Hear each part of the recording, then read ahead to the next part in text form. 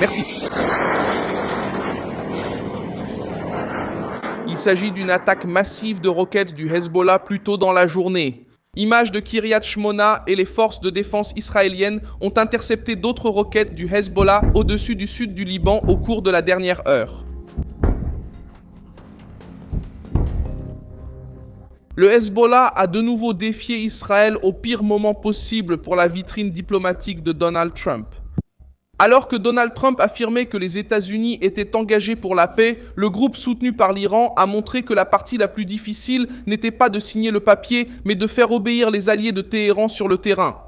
L'attaque n'a pas seulement été une provocation contre Israël, c'était un défi direct au poids politique de Donald Trump, à l'engagement pris par Téhéran et à la promesse que le Hezbollah et le Moyen-Orient entreraient dans une phase d'apaisement. Que voulait prouver le Hezbollah en attaquant à ce moment ? Pourquoi Israël est-il devenu la cible 11 heures avant la fin ? Comment Donald Trump va-t-il imposer ce cessez-le-feu si les tirs continuent de venir du Liban ? Je vais tout vous expliquer. Si tu aimes ce genre de contenu direct et sans détour, pense à t'abonner car ici il y a une vidéo comme ça tous les jours. L'attaque est partie du sud du Liban contre le nord d'Israël, avec des rapports de roquettes interceptées et des images de tension à Kiryat Shmona. Les forces de défense israéliennes ont indiqué que des tirs ont traversé la frontière et que l'artillerie israélienne a riposté contre les zones d'où provenaient les tirs. Il y a également eu une action de chasseurs israéliens contre des cibles du Hezbollah dans le sud du Liban. Le fait nouveau, c'est que cela s'est produit alors que la région aurait dû entrer dans une phase de retenue et non d'escalade. Donald Trump venait de réaffirmer qu'il espérait un cessez-le-feu complet sur tous les fronts et le Hezbollah a justement choisi cette fenêtre pour tester si la parole de Washington aurait une quelconque valeur sur le champ de bataille. La provocation touche directement Israël, car Kiryat Shmona symbolise la pression exercée sur les communautés du nord israélien. La ville et ses environs subissaient déjà des sirènes, des déplacements et des attaques en provenance du Liban. Cela ne ressemble pas à un accord qui fonctionne. Ça sent le danger. Je continue. Pour Donald Trump, cela devient un problème immédiat. Parce que le président américain a annoncé la paix, le marché a réagi et le prix du pétrole a baissé. Mais le Hezbollah donne l'image opposée, des roquettes dans le ciel et Israël à nouveau en alerte. Donald Trump est intervenu dans cet épisode en essayant d'occuper le centre de la solution. Il a affirmé que les États-Unis sont engagés pour la paix et a demandé à tous au Moyen-Orient de maintenir leur engagement afin de permettre aux négociations d'avancer. Son discours a été calculé pour montrer du commandement. Donald Trump a également souligné la réaction des marchés avec le pétrole en baisse et les actions en hausse, comme un signe de confiance dans l'accord. En pratique, il a essayé de vendre au monde l'idée que la force américaine a arraché une pause à l'Iran et a ouvert la voie à la stabilité. Mais la réponse du Hezbollah sur le terrain montre que l'accord ne sera pas mesuré uniquement par une signature, une cérémonie ou un communiqué. Il sera mesuré par le silence aux frontières. Fin des tirs et retrait réel des groupes armés. Le mémorandum entre les États-Unis et l'Iran a inclus le Liban dans l'équation. Le texte négocié par Washington évoque la fin des opérations militaires sur tous les fronts et ouvre une fenêtre de 60 jours pour la négociation finale. Il concerne également le détroit d'Ormuz, la circulation commerciale et le retrait progressif des mesures américaines contre les ports iraniens, pendant que Téhéran prend des engagements dans le cadre de l'accord. C'est pourquoi l'attaque du Hezbollah a autant de poids. Elle ne se produit pas en dehors de l'accord. Elle se produit au point le plus sensible de l'accord.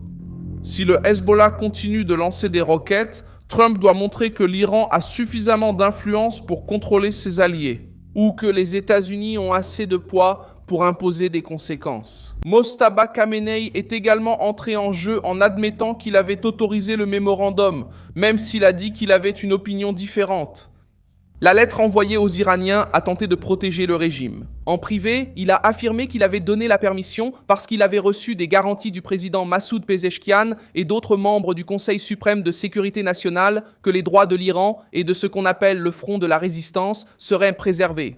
Cette phrase est la clé. Lorsqu'il parle du front de la résistance, il fait précisément référence au réseau de groupes alignés sur Téhéran où le Hezbollah joue un rôle central.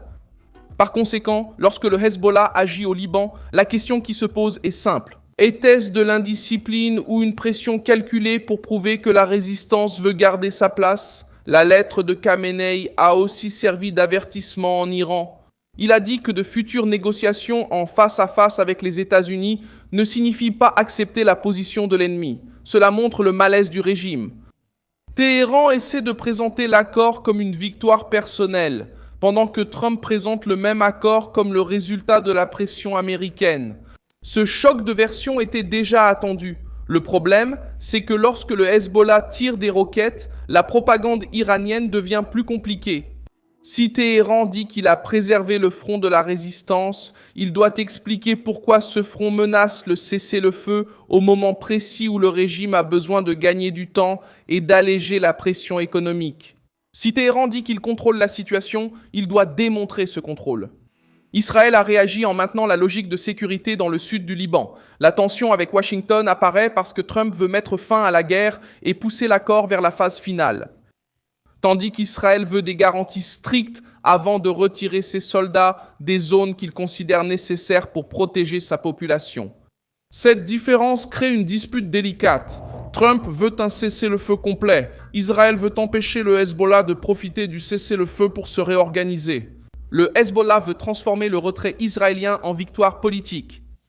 Et le Liban se retrouve pris au milieu de ce bras de fer. J.T. Vance a souligné la dimension économique de l'accord en mettant en avant la reprise du flux de pétrole par le détroit d'Ormuz. Le message américain est clair. Avec la circulation du pétrole, le prix baisse, les marchés respirent et Trump vend la stabilité comme résultat de la force. Le président américain a également affirmé que l'Iran ne pourra jamais posséder une arme nucléaire et s'est réjoui de la hausse du marché boursier, de la solidité de l'emploi et de la baisse des prix.